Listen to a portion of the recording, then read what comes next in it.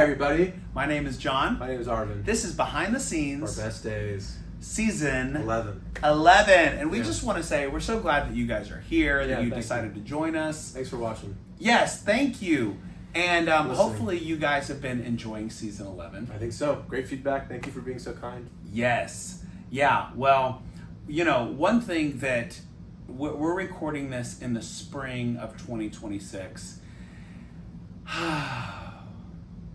There's so many times where I just want to do a big sigh of relief of being like, wow, a lot going on. Totally.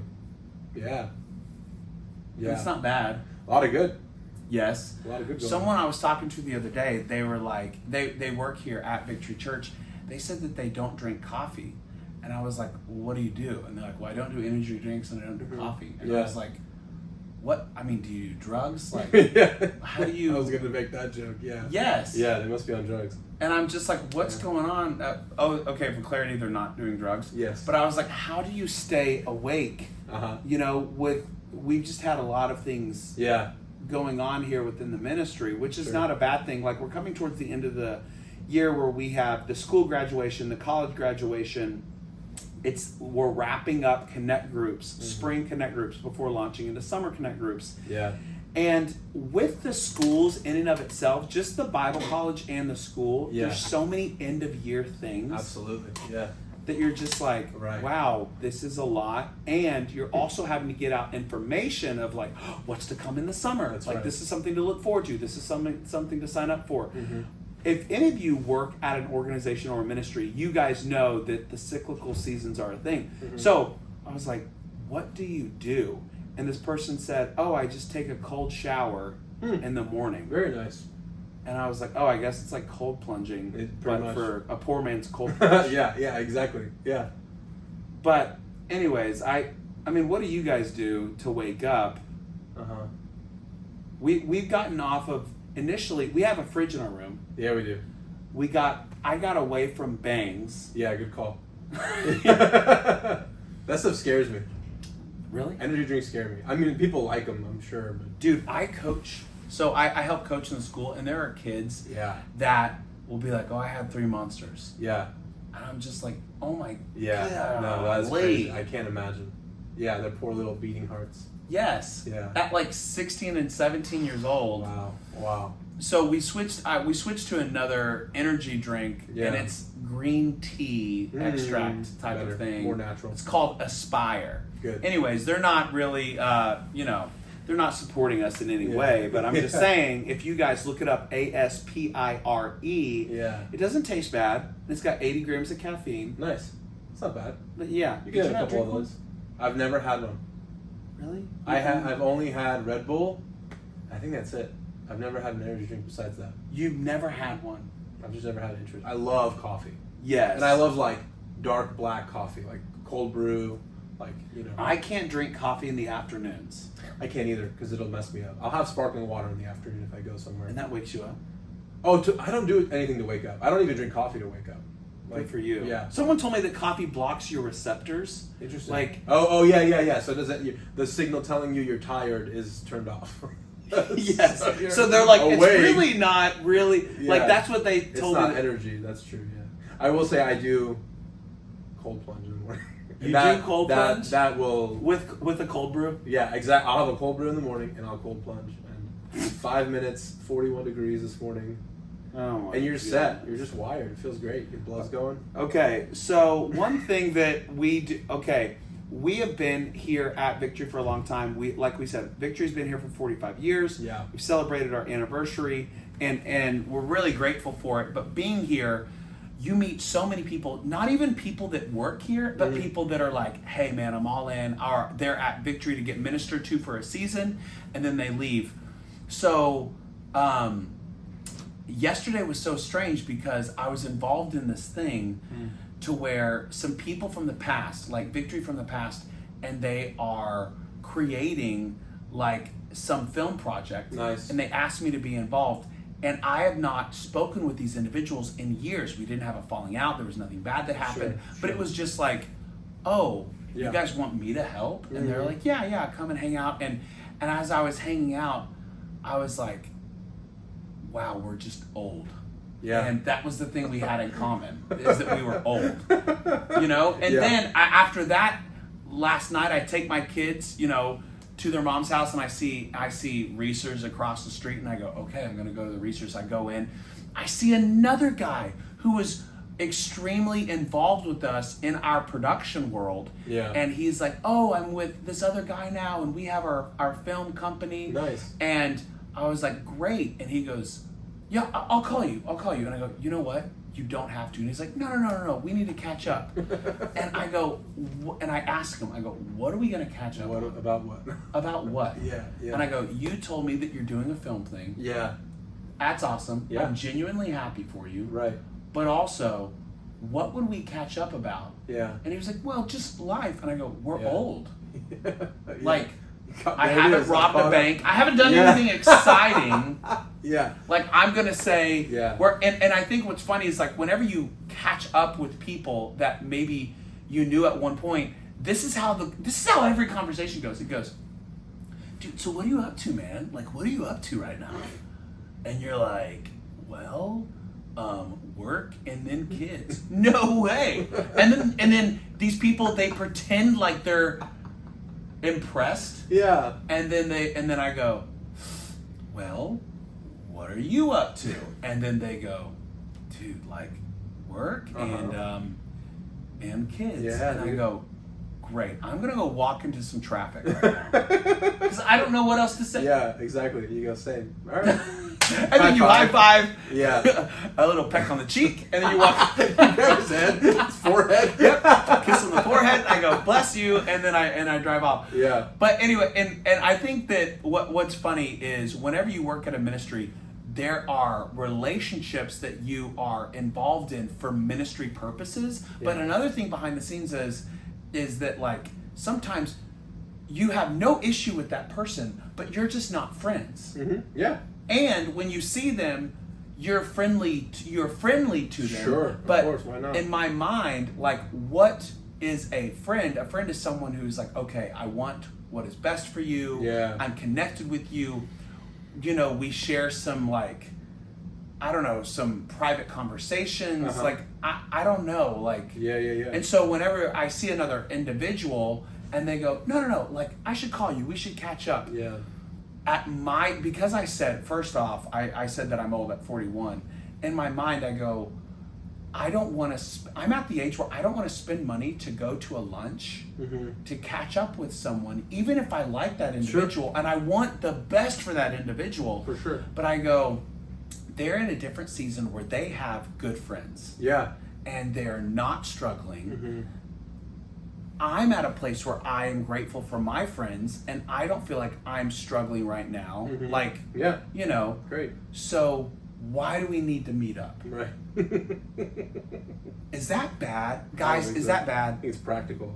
Is it practical? Yeah. I Is mean, anyone else, those of you guys who are listening, do you feel like that? Do you feel like, okay, I just don't have capacity for another friend, and maybe the person is not even wanting to be a close friend. Sure. They're just looking for a point of contact. Sure.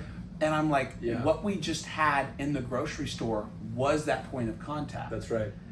And so the next thing, I think that sometimes people feel, the whole purpose of today is I want you guys to feel a release. Yeah. A release to say hi and then not catch up. That's right. Yeah, great to see you. Yep. Yeah. Catch up is for Heinz. Yeah. That's a diner joke. Yeah. But anyways, like, I feel like you can work in ministry, you can work for ministry, and you can see people, and you can have a genuine care for them, but not want to catch up. And it doesn't mean you're a bad person. Of course not. Absolutely. Yeah, I agree. But what's this lie in the back of my head that's like, oh, no, you should invite them to the pumpkin patch in October. Yeah. It gets real tricky because it's like what God wants to do in a person's life, restoration, healing, emotional needs that haven't been met, fathering, etc. A person in a ministry position, whether or not they want to, and typically if you've been in ministry longer than 30 minutes, you don't want to be that person for people anymore. Like at first you have a Messiah complex, and then very quickly you're like, I'm not. What's a Messiah complex? You just think you should make everyone's needs met all the time. You should be, whether you're the one entertaining them, or you're the one telling them what they should do with their life, or you're the one that listens to them. So whether you're a care pastor, or whether you work with setup crew, or whether you work in the youth ministry, or even in the creative department, or you work you have this sometimes the reason why we get into it is that we want to help people. Sure, absolutely. And you have a care for people, and you're like, well, the Bible says that. And then the third thing that you believe in that maybe is not necessarily biblical is I have to be all things for all people. Even though Paul wrote that. Yeah, that context of how he wrote that meant something very different than what we're using it as. Break it down. Well, if I remember correctly, he's talking about he's talking to different ethnicities, he's talking to people with different belief systems, he's talking to the Athenians and the different gods. That he's like, yeah, I'm all things to all men, meaning like there's no topic that you're going to share with me that I'm going to go, get away from me, I don't want to deal with that. Like, no, I'm all things to all men, meaning I'm here. You're like, to so even though you Scripture believe a certain way, you can talk to a liberal and a conservative. 100%. Even if you disagree with them. Yeah, 100%. All the people I admire, whenever I hear them, how they interact with people that are not in the Christian faith, I disagree with them on everything entirely. You're like, this person, as far as I'm perceiving it, could have a conversation with the devil and walk away the same and be fine and not be, you know what I mean? And not be coerced or manipulated. Because they're givers. They are not necessarily there to interact with the person and take from them. Because if you're a taker, you have to limit your, you have to live in a bubble. Otherwise you'll end up wait a second. Hold on. Wait, I think we're getting somewhere right now. Yeah. So you just said, sorry guys, we're going to circle back to what we were talking about with relational dynamics within ministry. Yeah. But we're also going to get there. Like, this is a rabbit trail to the main trail. For sure. Okay, so stay with us. Shortcut. Yeah. Shortcut, yeah. Or long cut. A director's cut. A director's cut. Nice. Movie reference. Cool. Okay, cool. Shut up. But what you were saying was when you're a taker. Yeah. How does one know if they're a taker? Like, now you're making me feel convicted. It's just that, like, the environment you're in, it's really that classic sermon illustration of thermostat, thermometer. Like, you take the environment that you're in into yourself and think, okay, how do I succeed in this space? How do I whatever? Versus if you're interacting with someone and you're like, okay, so I'm just observing first and foremost. I'm no longer, and if you're in ministry for longer than 30 minutes, you go, I can't be the Messiah for this person. Jesus is a sufficient Messiah, and they don't want to deal with him, so that's fine. If they don't want to deal with him, I'm not going to be any better. So then when you get past that, you go, okay, I'm going to be a giver in the sense that I can give my attention, I can give the interaction we're having, I can give this limited amount, I'm a steward over that, and if they want to steward that, well, that's wonderful. But when a person necessarily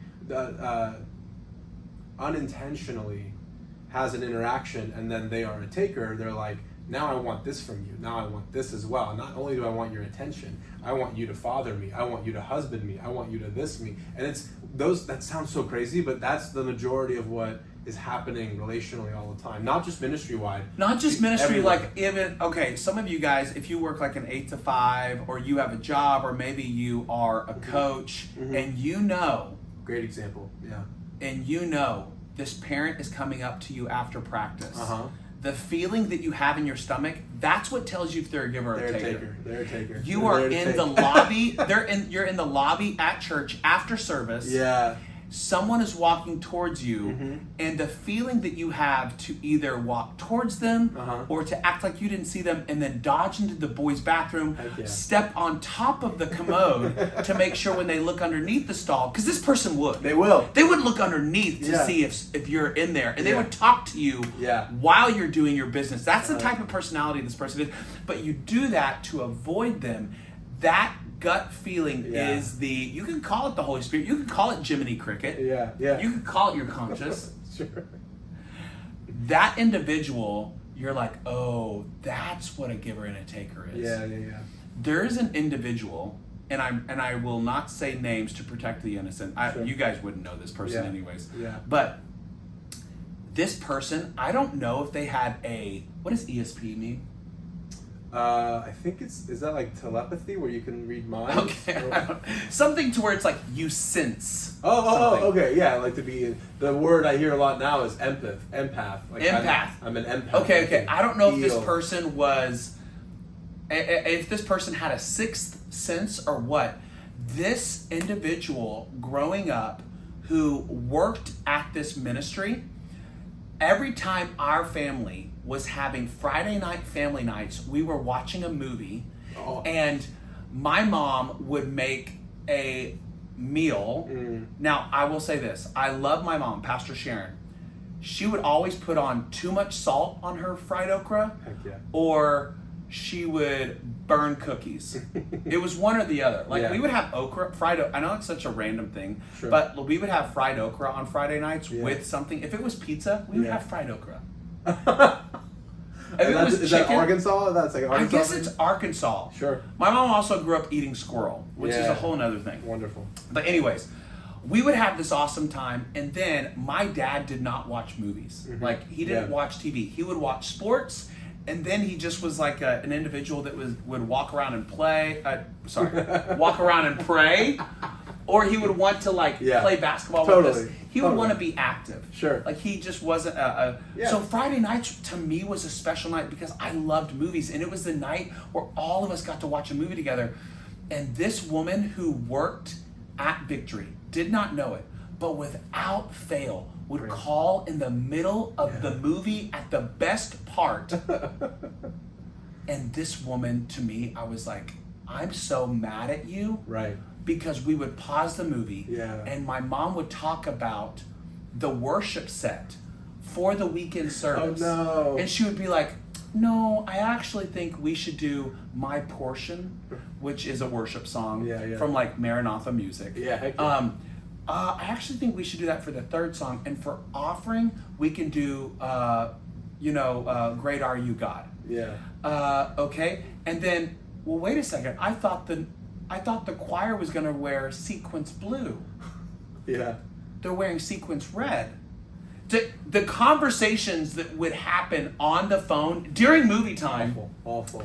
My dad would just stand there and he'd rock back and forth and he'd be like, guys, who wants to go on a walk? And I'd be like, no. And I would go, we are watching this movie. Yeah. I would be 12 years old, and I would unplug the phone. Yeah. And I'd go, Mom, stop talking to this individual about the worship set. Yeah. She calls every Friday night. You need to inform her. Well, I informed her, but John, we have to talk about it because on Saturday, we're going to have our Saturday night service. I was like, have her call on Thursdays. Right. Friday nights. Yeah. And I was like, this individual does not know that they're a taker. Yeah, that's right. Yeah. And I was like, it was insane to me that I picked up on it when I was in like 4th or 5th grade. And it made me have bitterness towards this individual. And what's funny is that this individual was so kind and nice. I'm sure. And every time they were like, hey, John, I would be like, I wouldn't even say hi. I would just go, Yeah. You ruined family time. No, sure. Unbeknownst. But that's how a child would feel about it. You know, I wouldn't expect a kid to be like, well, I need to have some, But what, nuance. anyways, and I only bring up that example is that some people do not know that they're takers. Dude, the worst taker is the one who is convinced they're a giver.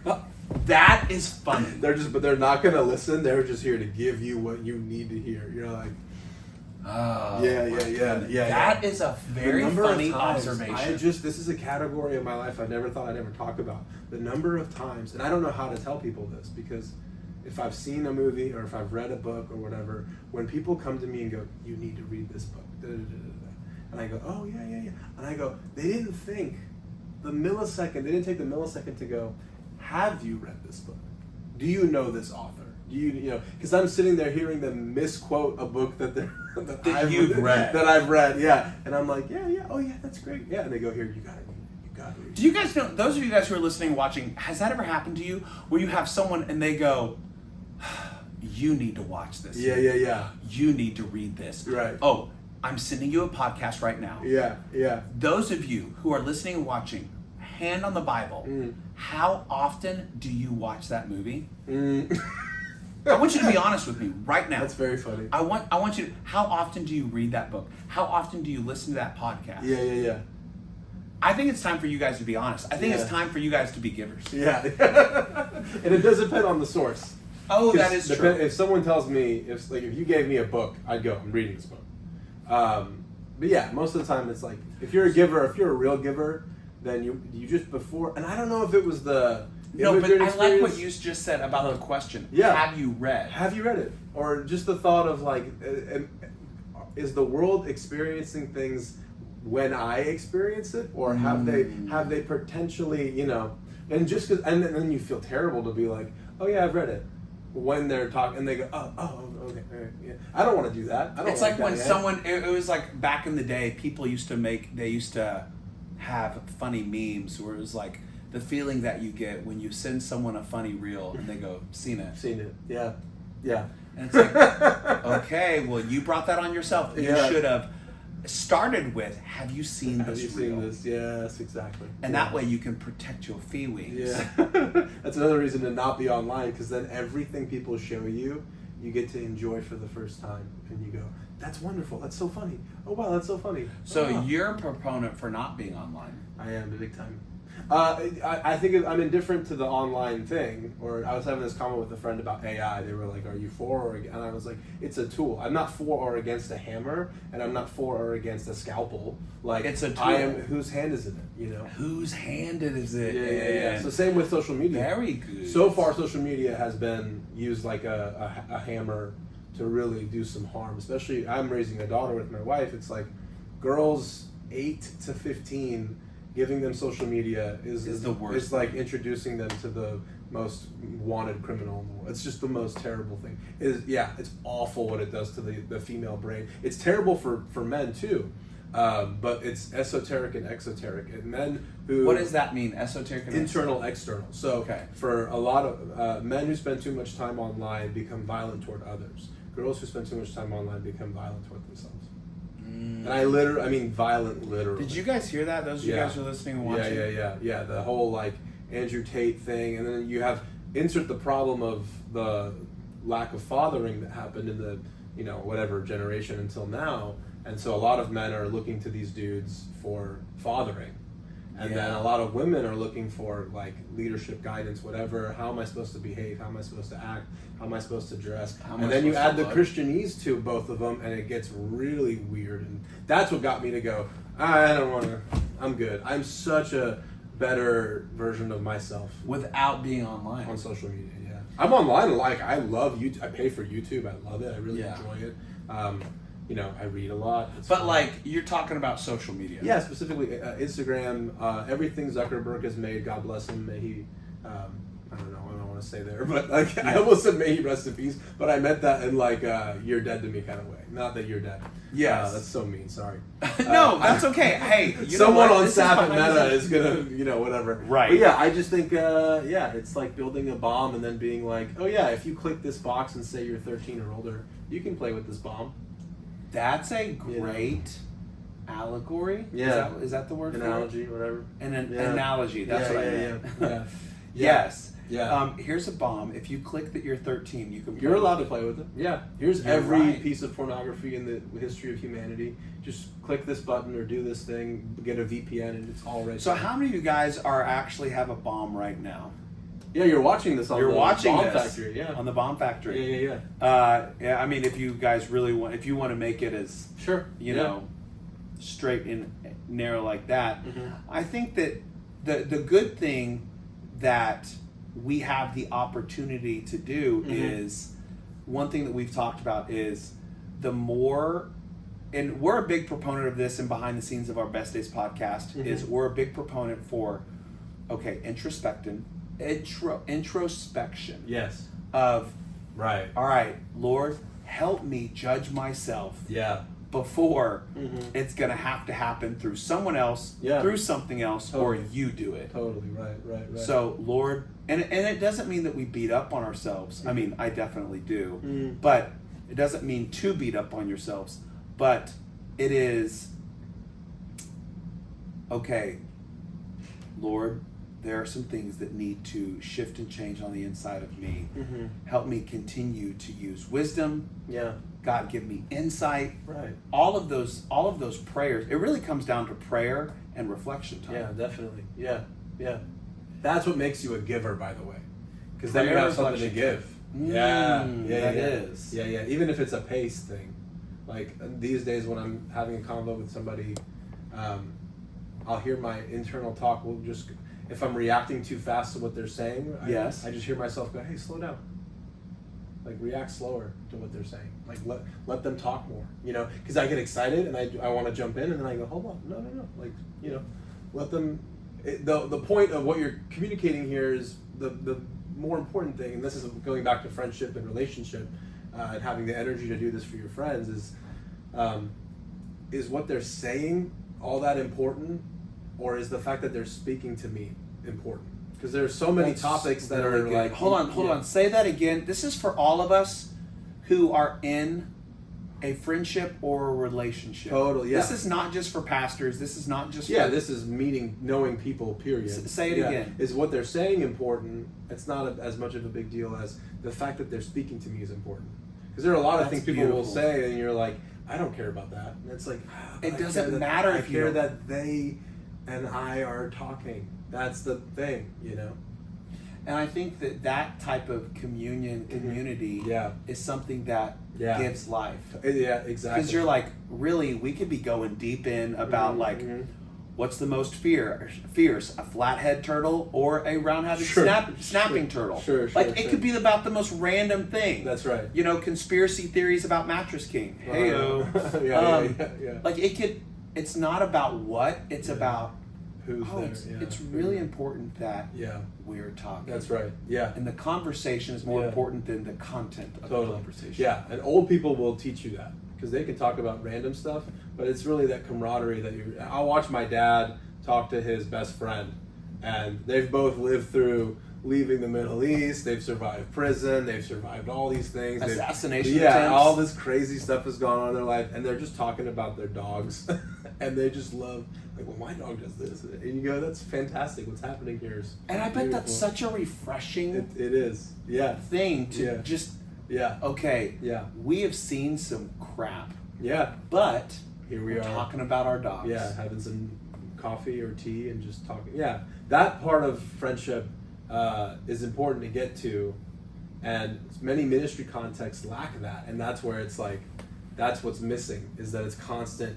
Like, if there's a line, if you have a savior complex, then everyone who has trauma, like, is literally or figuratively, emotionally bleeding right then and there, you become an ER person with your emotions, and then after a while you're like, I don't want to be around people, I don't want to, you know. Ooh, okay, so what you're saying is, I'm just going to reiterate what you just said. Basically, you're saying, whenever you are working in the behind the scenes of a ministry is whenever you're in the ER of ministry. We actually had a ministry for a long time at Victory called God's ER. Yeah. And it was about basically doing surgery from the inside out. Yeah. You know, of the heart through scripture and prayer and therapy and counseling. When you're in the ER and people are bleeding on you, and you're in that a lot, and you don't take time to then refill, you get to a point where you're like, I don't want to be around people anymore. I'm burned out of ministry. Right. Yeah. And so it's important to have those moments where you're having conversations about dogs and about Netflix shows. Totally. Absolutely. Things that are mindless. Yeah. Because I think that it's like what you said, it's not the content more than just the connection. Totally. You know, we grew up, those of you who are listening, my mom and dad started Victory, Pastor Billy Joe and Sharon Doherty. And one time, my dad passed away of cancer, you know, years ago. And in that, my mom took over, and then Paul and Ashley took over. And the one thing that I really think has kept Paul and Ashley, our pastors, is that they have friends that they can be friends around and not pastors around. It's a big deal. It's a huge deal. Yeah. My dad did not have that. I think that they were from a certain generation that it was like, okay, you don't necessarily talk about feelings. You sweep it under the rug because there's work to do. Yeah. And I will say, my mom and dad, they accomplished a lot within the ministry of Victory. God did miracles and amazing things, and we would not be here without them. But I remember after my mom, after my dad passed away, I remember my mom telling me and Paul, I actually talked to Pastor Paul, which is my brother. I talked to him this morning. We have Wednesday mornings, we have a connect group, and it's me and Paul and two other guys, where it is that friendship time to where you have it's genuinely like we obviously there is prayer, but it is like a friendship talk more than ministry or game planning. That's a big deal. And I was talking to Paul, and I was like, do you remember when Mom told us that at one point, like my dad was like, he told my mom, he said, Sharon, I feel so alone. Yeah. And I was like, that's so sad. Because you wouldn't have known it. Sure. Because my dad was always, I mean, he was basically, he kind of gave a politician vibes. Like he was very accessible to everyone. Yes. You know, the Dream Center, the school, the college, the camp, the church, you know, and while we were meeting at the Mabee Center, and he was a interim college president at Oral Roberts University. That's right. Yeah. Like while he was building a building. While he was building a building across the street for Victory Church. Unbelievable. And he was just accessible to everyone. He would pray with everyone, but yet there was a moment where, and we found this out after he passed, where he was like, Sharon, I feel so alone. And she told, and you know, she was emotional when she was telling us this. And I'm not giving you guys any tea that I wouldn't say from a stage, of course, or Pastor Paul wouldn't say. Yeah. But I was like, my dad, to me, he was a hero, because I was like, for sure. Yeah, I mean, he lost his temper. He wasn't perfect, but he was such a man of God and such a man of integrity. Yeah. And my mom was like, well, Billy Joe, you have me. You know, and she felt like, well, maybe I'm not enough, you know, for my husband. And, you know, we're in this together. Like, I'm your best friend, but I think that he needed a guy. Sure. Yeah. A guy to, and he had accountability partners, but accountability partner is not necessarily a friend. Yeah. Someone that you can talk about your dog with. Right. Like anytime my dad had a conversation, it was like what God is doing. And again, that's not bad, but that's also just not real connection. Yeah. You know? Right. Like it said in Genesis that God would walk in the garden of the cool of the day. Yeah. Like God would just go on walks, and then he was like, "Well, where's Adam and Eve?" Yeah, you know. yeah, But what I'm getting to is that I believe that God is big enough that he doesn't just need us to talk about game planning for ministry. Totally. Or you know, what's the next move, or what's God put on your heart. Right. Sometimes it's just about the conversation and friendship. Right. And some of you listening, you go, well, you know, easy for you to say because you two are friends. I don't have anyone. And that's a real issue in 2026. It is, yeah. I believe, being known. Right. Being known. Yeah. And I believe those of you who are listening or watching, God has someone for you. I do believe it. Yeah. That he has a certain someone for you that wants, that you are to be known by. Yeah. Right. Arvin, how would an individual go about finding that?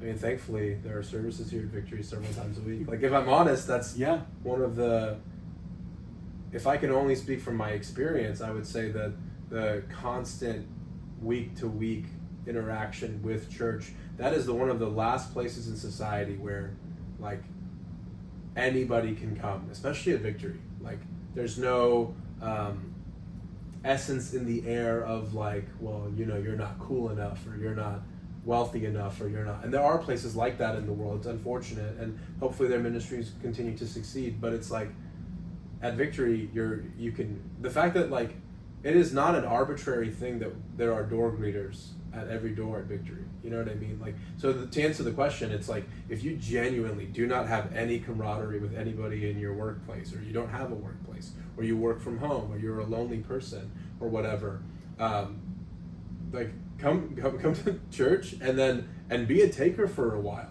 before you start you know, it's just... So there are times you can be a taker. I mean, you can't be a real giver unless you know how to take properly. What are you giving people if you're not, you know what I mean? Yeah. And so at Victory, yes, you're going to get connected to God, but then you also need to be connected to people, and you need to have like folks that are there regularly knowing what's going on with you, and you know what's going on with them. And that's why there's groups, and that's why there's all these opportunities. And then after a while, like what's really cool is when you're in a position where you get to be a giver, but you feel like you're taking because you love it so much. Because you're like, there's a cyclical pattern of like, oh, I volunteer with this group, or I get to do this thing, or I get to be there. And it feels so good to give help to other people, or to give resources to other people, to be a part of what's happening here, that I leave like I'm taking. And you realize this is the principle God has been wanting humanity to understand, is that I will fill the cup and then you pour it out on others, and then just I'll keep doing it. And if Pastor Bruce Edwards used to say, if he can get it through you, he'll get it to you. And they may have been speaking in the context of giving financially, which is absolutely true. Yeah. But I think it's true in many other ways as well, where it's like the areas at Victory where I'm a giver financially, or in my work, like the quality of work that I give, I feel like I'm taking. And that's what it feels like to be like in ministry and in the flow state. And you're like, well, I'm not called to be on stage. I'm not called to hold the mic or preach sermons. But I have no qualms with that, because the thing I'm called to, it feels like I'm taking. Wow. But I get to give. And then there are fruit that is made. And so that's the beauty of church. And if you're a person who's like, well, no, me and God, I have quiet time, I have podcasts, I have devos, it's all like, I get all that, but it's like, what's all that for? You sit in your house or your apartment, and you receive from 50 different pastors, and you read all their books, and you know the Bible, and you know the languages, and then where are you giving? Yeah. To whom are you giving? You know.